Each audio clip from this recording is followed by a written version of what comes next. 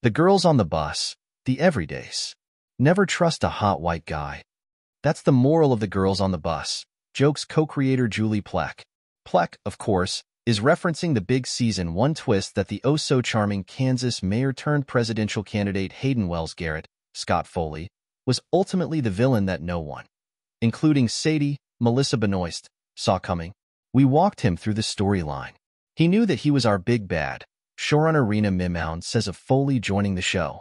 He really is one of those actors that can do everything, and when you look at his resume, and you go back to everything he's done, it's kind of mind-blowing.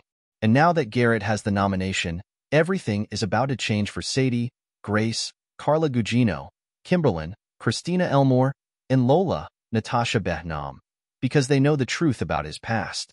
But of course, fans will only get to see what comes next if the show's renewed.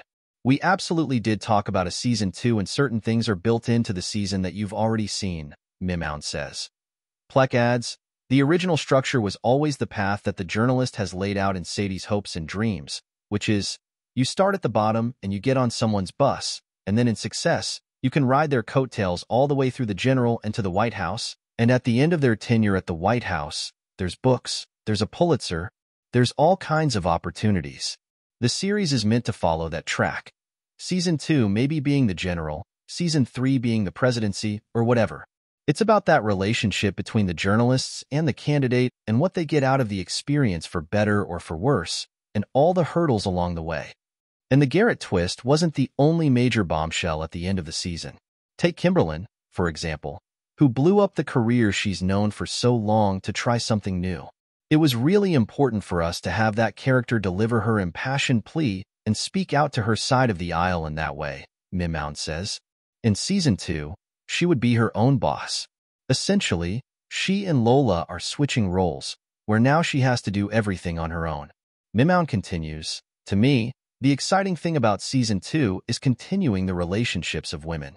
I'm excited about watching Kimberlyn try to create this new empire for herself while building a family.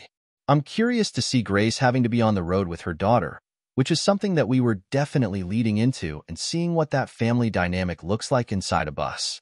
Ultimately, it's about telling women's stories, something both Plec and Mimoun are passionate about. It's a shame that the business is where it is right now, because this is exactly the kind of show that should be telling the business how valuable storytelling about women really is, Plec says.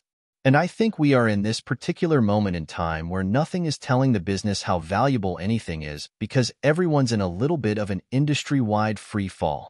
But to me, as I was watching the show, and watching Sex Lives of College Girls and Hacks, I feel so warm and inspired and filled up by these stories and these women, and we all deserve that on our televisions, and we need more of it.